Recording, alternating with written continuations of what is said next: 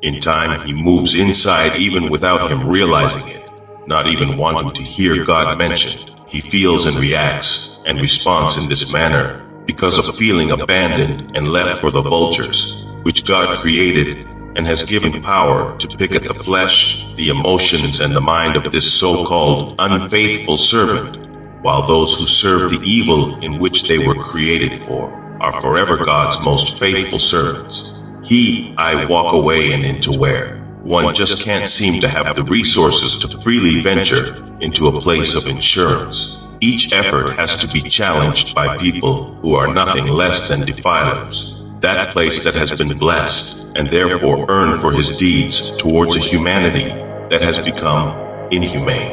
And because of his rejection of this inhumane treatment of him, it is he who is looked upon as the evil, in which is in fact those monsters who are each day of their lives doing the evil of which has the world in the state it is in. While God condemns what God allows to fester, he finds that he has been inside of a place which he never knew was a false realm of comfort. It is revealed that it is simply a state of being which is a comfort zone which he now perceives as a place which has the ordained incentive for him to reach that status in his life which will catapult him outside of the life he is in presently and into a place of where no one of his past will be able to reach. Heaven is near. They ask, what do you mean when you say that heaven is near? The place inside of where there is clarity and therefore peace. However, the trials and pains of getting to that state of being, the pains, the humiliations, and the betrayals which by nature of morality and immorality is obviously destined and therefore ordained to transpire in your walk despite of your pleasing or not. One finds that during the times of when you are being unjustly persecuted, you realize that nothing of this nature is able to transpire, had it not been destined and therefore ordained of God, as was said, and therefore the element of time is also in working with those who have caused your walk to be more complicated than you have made it or intended it to be. You realize that time has been used as a tool to rob you of what could have been, what should have been. But time has prevented all of what those factors to become unreasonable, unrealistic, and irrational.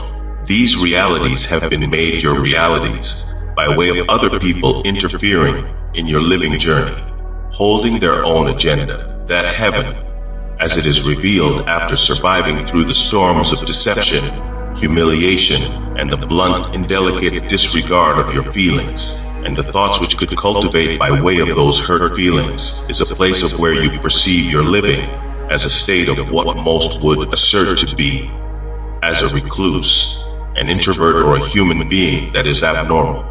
A human being, in fact, whom has no place in this society, a society which God has obviously ordained to exist. I find that to be the place which is indeed of the heavenly plane, in opposition of the environment and its people who have given your journey an unprovoked hell. Yes, and all of its asserted divinely ordained necessities for the sake of a state which is acceptable and appropriate by the cold, hard-hearted observers who claim themselves to be divine while consistently performing of their lives willing acts of immorality. One comes to think of where to go. One thinks of the words of Yeshua when he said, "Foxes have holes and birds of the air have nests, but the Son of Man has no place to lay his head, no place inside to rest the mind and the heart, no place of where one has anyone confident to express their innermost thoughts and feelings. There is no one in your life journey for you to depend upon." You find that dependency is dangerous because it is a form of attachment. One comes to understand that what characteristics which is known to be of a loving human being is but a device for being betrayed. You in time understand why he said, "The kingdom of God cometh not with observation, neither shall they say, Lo here, or Lo there, for behold, the kingdom of God is within you. The days will come when ye shall desire to see one of the days of the Son of Man, and ye shall not see it." One comes to think of where to go, all of which has been offered and ordained outwardly has only served to be the source of your pains and disappointments.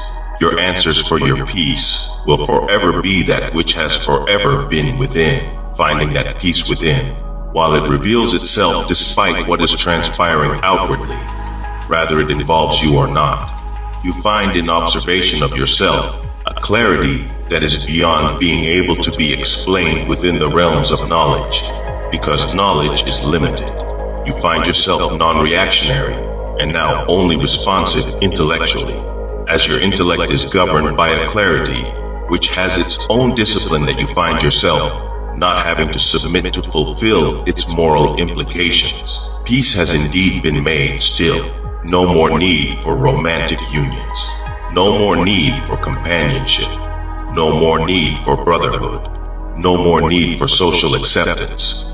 And no more need for who and what you were previously in any aspect despite the current challenges. You have become all of which you have forever been meant to be despite the past. Written by David Anthony Brayboy.